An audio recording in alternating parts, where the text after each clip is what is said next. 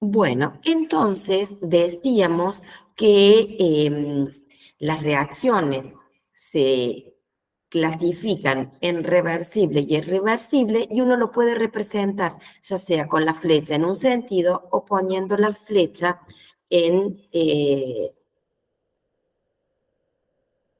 doble sentido, ¿sí? Bien, otra vez reforcemos el concepto que en una ecuación, en una reacción química se representa a la izquierda, como si fuera una ecuación que ustedes han visto, una igualdad, en vez de poner un igual, uno pone la flecha, ¿sí? Entonces, a la izquierda de esa igualdad, de esa flecha, van a estar los reactivos, a veces uno o a veces son más de una sustancia, y a la derecha vamos a poner los productos. Hacemos mucho hincapié de que ustedes puedan reconocer estos conceptos. Y también dijimos que entre paréntesis uno puede representar los estados de agregación de las sustancias que participan en la reacción. De más está decir que en cualquier reacción química ordinaria, las corrientes, no las reacciones nucleares, están regidas por las leyes de la química, ¿sí? Solamente las voy a nombrar para que ustedes las tengan en cuenta.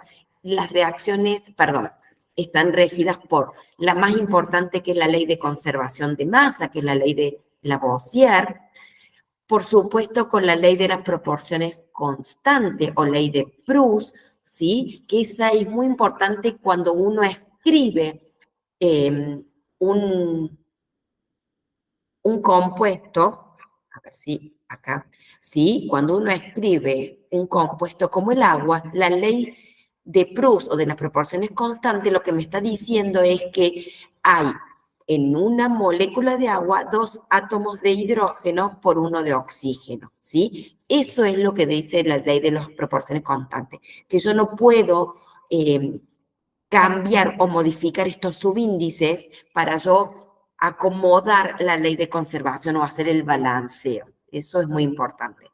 La ley de las proporciones múltiples o la ley de Dalton habla de las proporciones en sustancias que comparten los mismos elementos, como por ejemplo el agua y el agua oxigenada o peróxido de hidrógeno. De eso habla esa ley.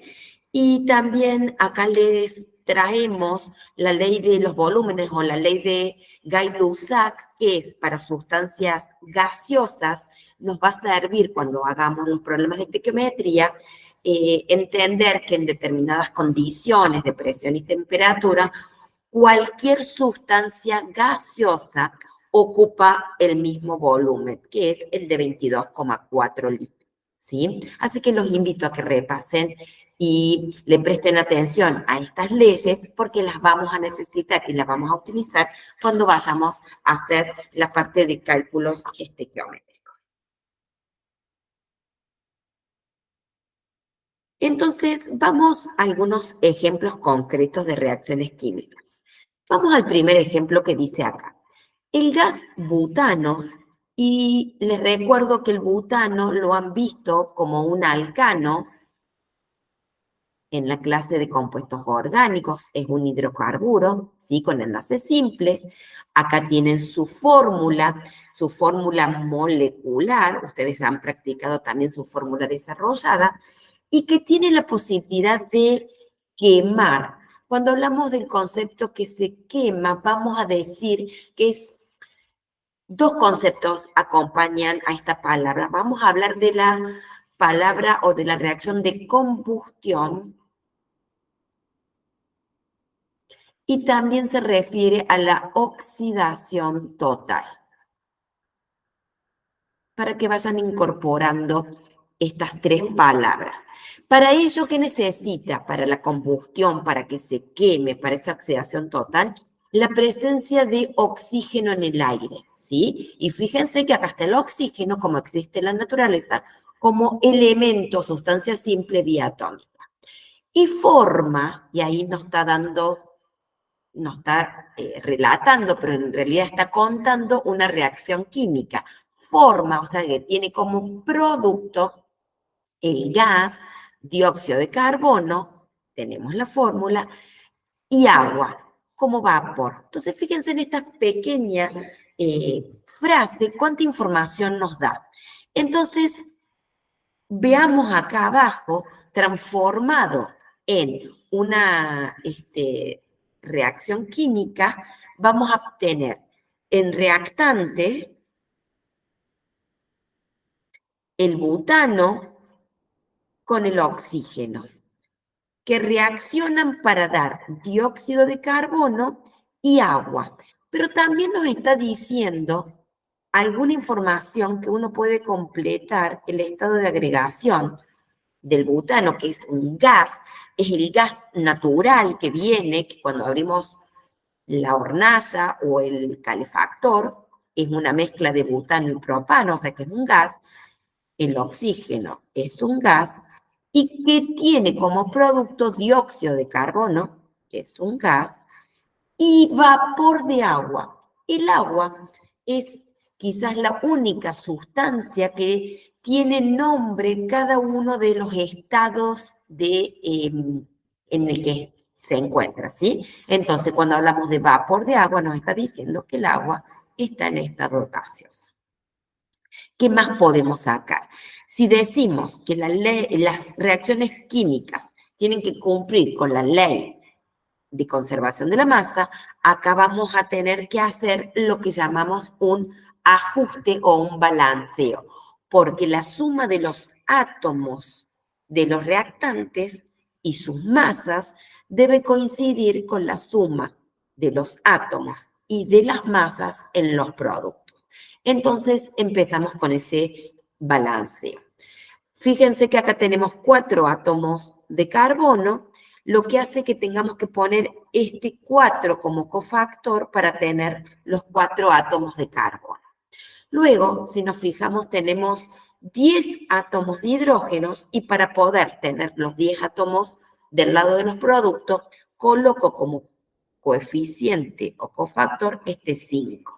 ¿Sí? Después le voy a reforzar esta secuencia de balanceo para las reacciones de combustión. 5 por 2, 10, por lo tanto ya tengo la misma cantidad de átomos de carbono y de hidrógeno en los reactantes y en los productos. Lo que me está faltando es balancear y ver qué pasa con los átomos de oxígeno. Me fijo cuántos tengo en el producto. 4 por 2 son 8, más los 5 que tengo por el agua son 13, ¿sí? En este tipo de reacciones, en las de combustión, van a ver que vamos a usar las fracciones. Uno pone 13 medios porque sabe que necesita 13 átomos de oxígeno. Y el medio lo que me permite de alguna manera es como simplificar el subíndice del oxígeno. No es que uno anula que existe como biatómico, sino es un arreglo matemático para que la cantidad de átomos de oxígeno sea igual en los reactantes que en los productos. Si a alguien le es más fácil y en vez de usar los 13 medios, que es lo mismo que hablar de 6,5 moles de moléculas de oxígeno, de moles de oxígeno, también lo puede hacer, ¿sí? Entonces, vemos cómo un enunciado lo podemos transformar en una ecuación química. Les dejo un segundo ejemplo para que ustedes después, con las diapositivas que van a estar subidas, puedan practicar con el segundo ejemplo.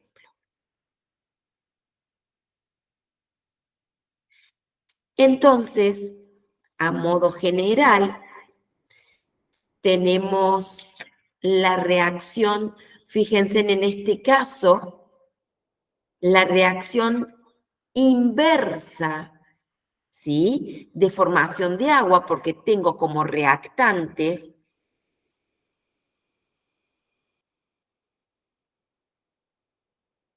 al agua que se descompone en estos productos. ¿sí? Esta reacción se llama electrólisis, que es la reacción inversa de formación de agua. Y otra vez repasemos lo que simbolizan cada uno de los factores o los números presentes en las reacciones. Entonces, lo que está con rojo acompañando a la fórmula del agua le llamamos coeficiente o el ajuste que uno hace para el balanceo. Esto es necesario para la ley de conservación de las masas. ¿Sí? No se olviden. Porque para cumplir con la ley de la conservación de la masa, recuerden que lo que tengo que tener constante o que no puede ser diferente es el número de átomos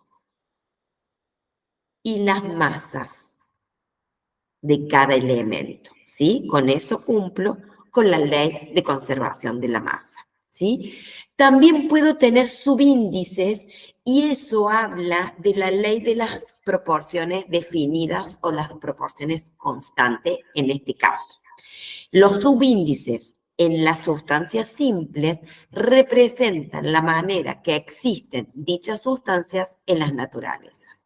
Y abajo tienen transformado las masas de estas sustancias compuestas como el agua o simples como el hidrógeno y el oxígeno en función de la cantidad de átomos para que también lo vean después de manera más tranquila.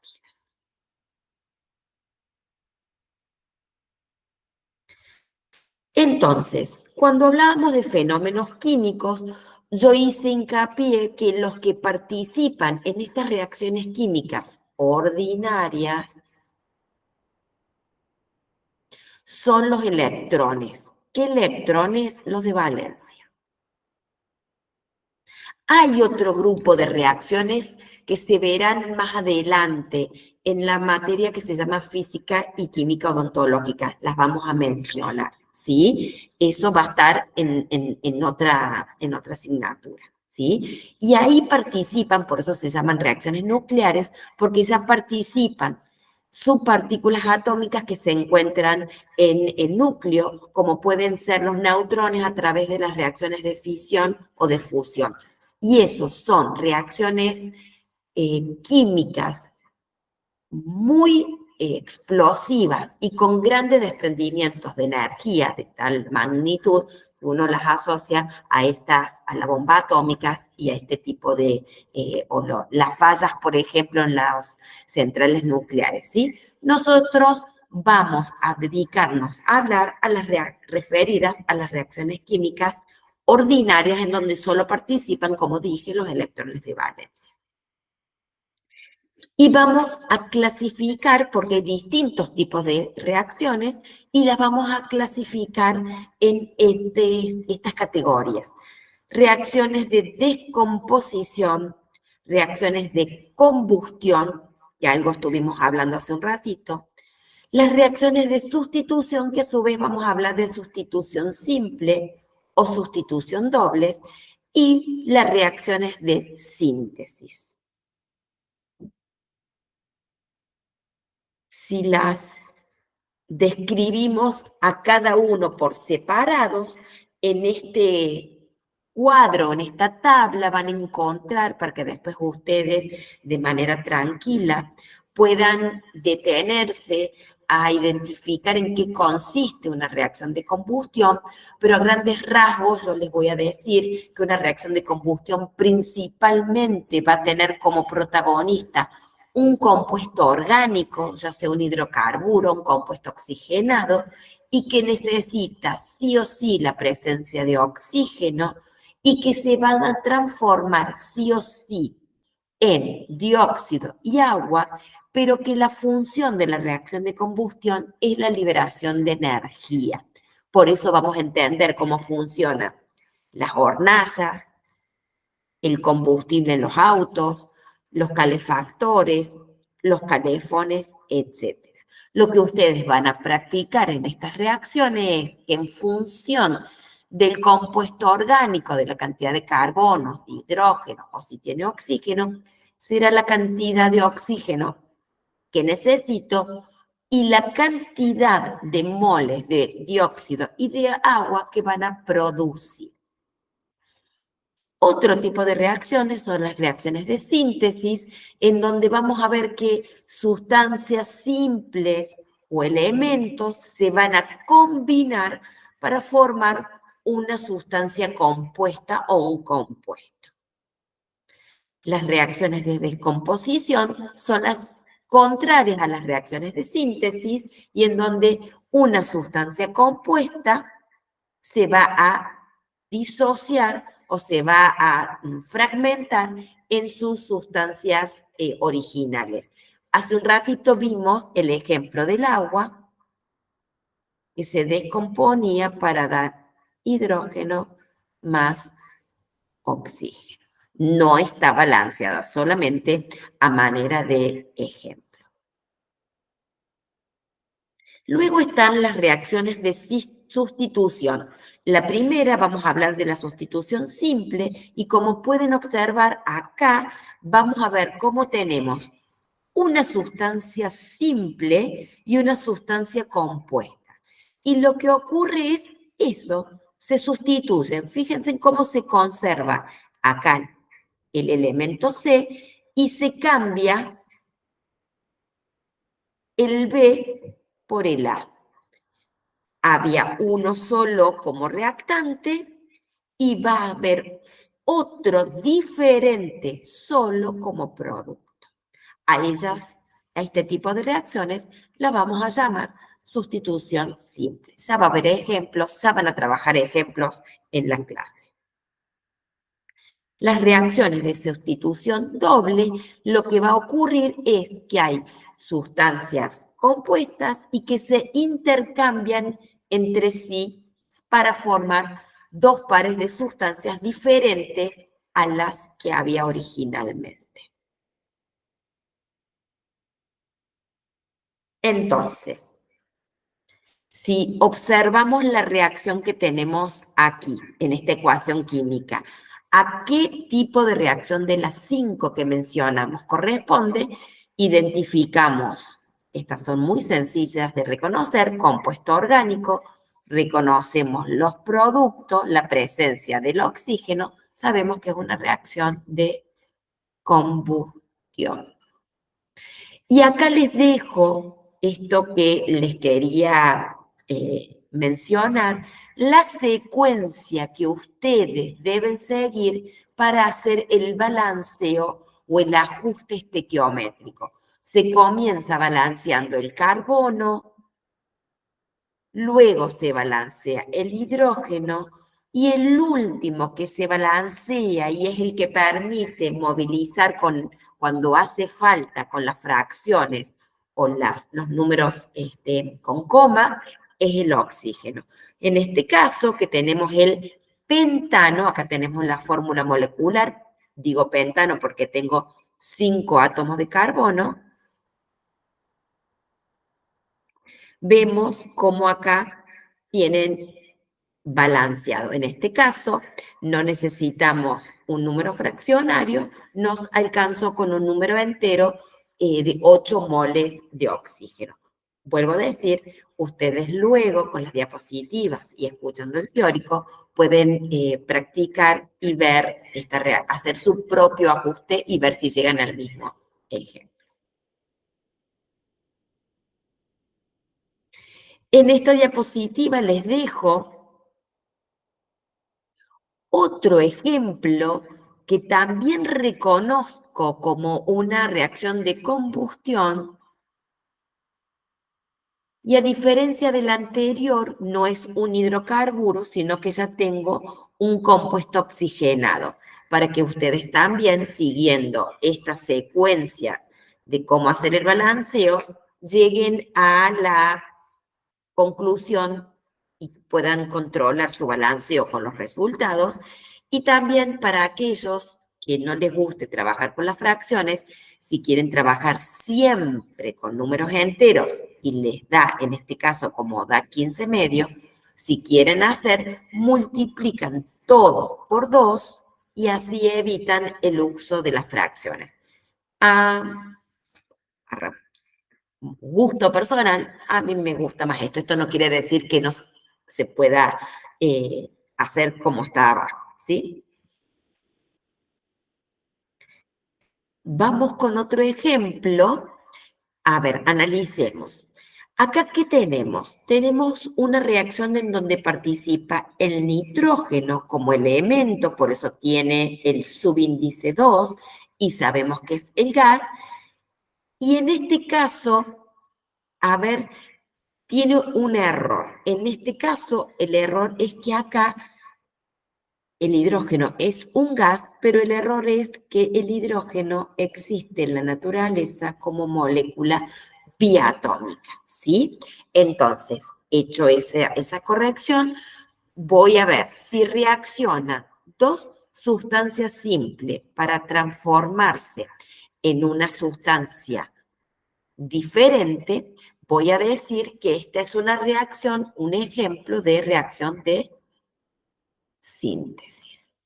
¿Sí? Ya la identifiqué. Ahora, dice, ¿estaba escrita correctamente? No. ¿Por qué? Porque tenía este error en la escritura del hidrógeno. Cumple con la ley o las leyes de la química y veamos, porque acá si yo cuento la cantidad de átomos en los reactantes, tengo 2 átomos de nitrógeno y 2 átomos de hidrógeno. Si me voy al producto, voy a ver que tengo uno solo de nitrógeno y 3 de hidrógenos. Entonces, no estoy cumpliendo con la primera ley, que es la de conservación de la masa. Lo que voy a hacer es, primero, poner como cofactor el 2 y con eso equiparo la cantidad de átomos de nitrógeno. Pero al poner este 2, lo que estoy haciendo es que tengo 2 por 3 átomos de hidrógeno diferentes de los 2 que tengo en los reactantes. ¿Cómo lo resuelvo? Poniendo un cofactor 3. Repasando. 2 átomos de nitrógeno en los reactantes, 2 átomos de nitrógeno en los productos. O sea que el nitrógeno está correcto. Veamos qué pasa con el hidrógeno. Tengo 3 por 2, 6 átomos de hidrógeno y 2 por 3, 6 átomos de hidrógeno. Por lo tanto, ambos, cantidad y masa, está correcto entre los reactantes y los productos. ¿Sí? Con eso se cumple la ley de conservación de la masa. Lo otro que tengo que tener cuidado, que el amoníaco, que es este compuesto,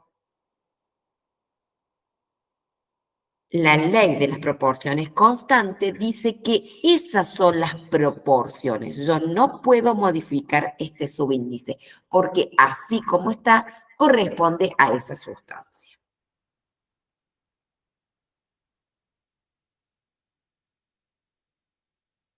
Bien, acá tengo un ejemplo en donde tengo dos sustancias compuestas que se convierten en dos diferentes. Entonces, acá puedo ver cómo es una reacción de sustitución doble, ¿sí?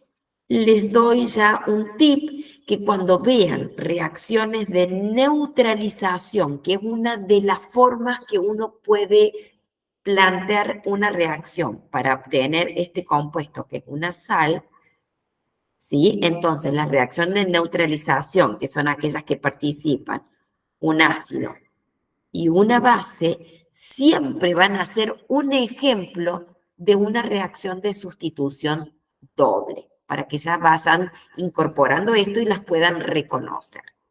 Abajo les presento otro ejemplo en donde tengo una reacción también de sustitución doble, en donde este intercambio entre los cationes y los aniones, formando otro tipo de sales que se va a visualizar porque hay un precipitado blanco, es otro ejemplo de sustitución doble.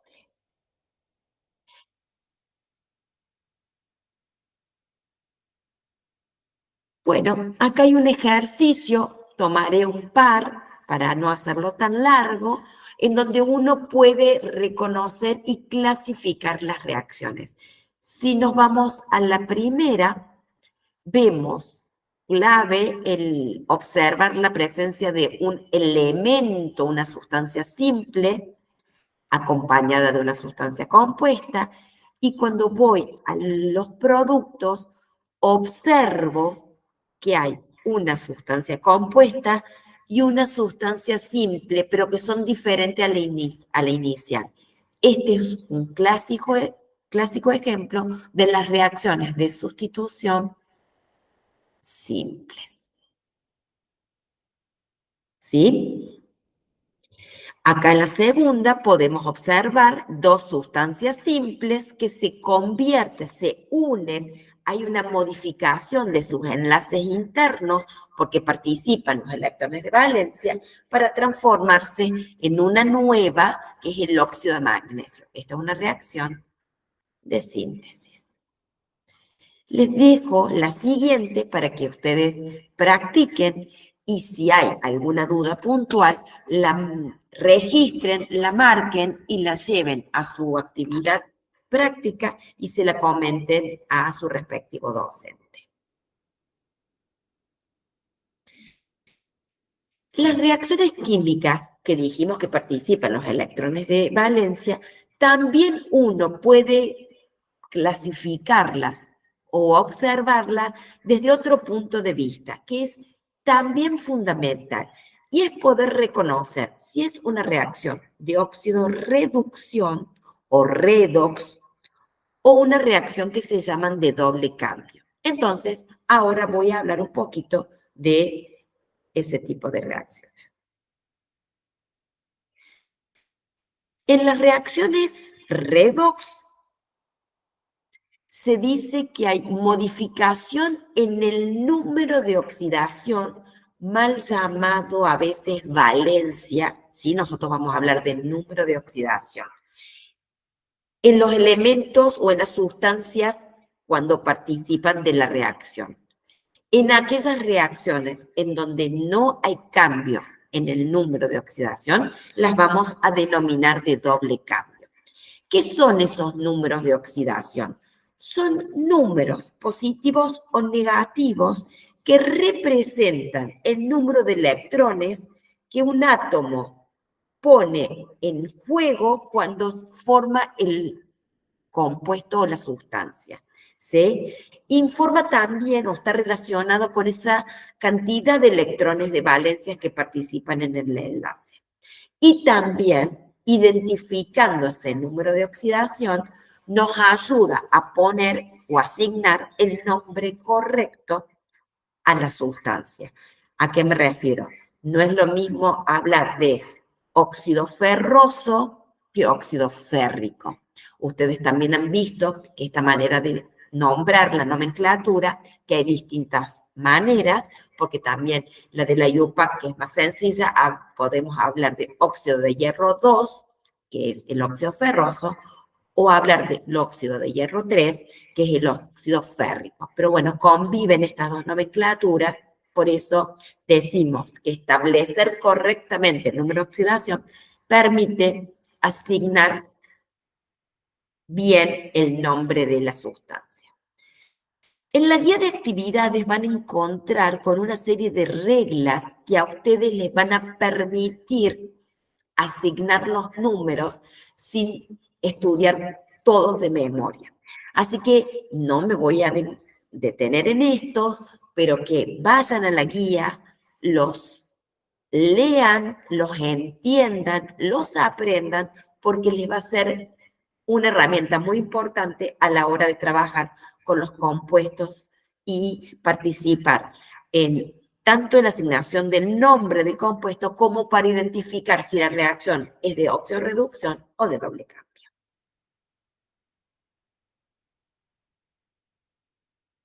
Entonces, acá hay un ejemplo de una sustancia en donde vamos a ejercitar esto de los números de oxidación. Este es el ácido sulfúrico, ¿sí? Entonces, yo aprendiendo, teniendo en cuenta esas reglas, yo sé que el oxígeno en general tiene el número de oxidación -2. Y también sé que la suma algebraica de los números de oxidación tiene que dar 0. Entonces, yo empiezo a hacer estos cálculos. Cada átomo de oxígeno tiene número de oxidación -2, que tiene que ver con los 2 electrones que va a tomar el oxígeno para completar con el oxígeno y por eso es negativo, ¿sí? -2 por los 4 átomos que están para formar el ácido sulfúrico hace -8. En esas reglas también van a encontrar que en general el hidrógeno está como +1. Hay muy poquitas excepciones, que son en los hidruros metálicos, que el hidrógeno tiene -1. En general tiene +1. +1 por 2 me da +2. Y supónganse que ustedes se olvidan o no recuerdan cuánto es el del azufre. Lo que pueden hacer es un cálculo o un despeje de una ecuación que han aprendido y lo que ustedes pueden hacer es despejar ese X y sacar ese número de oxidación que no recuerdan. ¿Cómo hacen? Vamos a despejar. El -8 pasa del otro término como 8 y el +2 pasa como -2. Eso que me da 6. Por lo tanto, el número de oxidación, que dijimos que siempre son números o positivos o negativos, del azufre, en este caso, es 6. Si ustedes recuerdan, el diagrama de Lewis del azufre, van a ver que tiene 6 electrones de valencia. Por lo tanto, están relacionados estos números de oxidación con esos electrones de valencia, porque son los que participan en de las reacciones químicas ordinarias. Entonces, a modo de resumen, las reacciones redox, hay cambios, o sea, cuando ocurre la reacción, en una reacción redox hay cambios en los números de oxidación. Y siempre alguien se va a oxidar y lo va a acompañar alguien con una reducción. En el doble cambio son este conjunto de reacciones que ocurren intercambios, se desarman los átomos de los reactantes para reordenarse como producto, pero no va acompañado de cambios en los números de oxidación.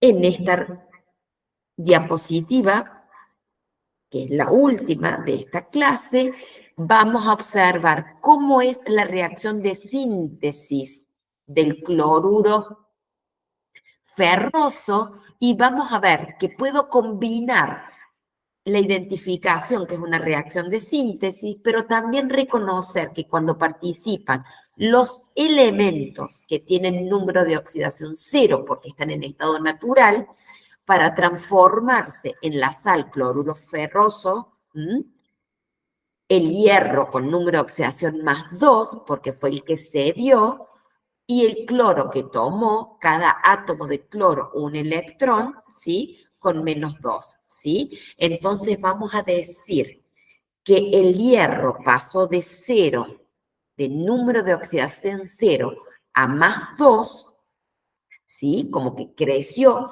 porque se dio electrones aumentando su número de oxidación, vamos a decir que esta sustancia se oxidó. Y le va a corresponder ser el agente reductor, o sea, el que obliga a su compañero a reducirse. Si me paro en el lado del cloro, que es el otro elemento que participa, el cloro tiene número de oxidación 0 como elemento y va a tomar cada átomo un electrón, por eso son los 2 electrones, ¿sí? Y su número de oxidación disminuye, cambia de 0 a -1, ¿sí? Por eso decimos que el cloro se reduce. Por lo tanto, va a ser el agente oxidante, ¿sí? Este término de agente es lo que obliga al par con que está participando en la reacción. Así que, otra vez, recuerden que cuando se produce una oxidación, va acompañada de una reducción. Por eso hablamos de reacciones redox. Bien, de esta manera estaríamos terminando esta primer parte de los temas que acompañan a esta unidad. Muchas gracias.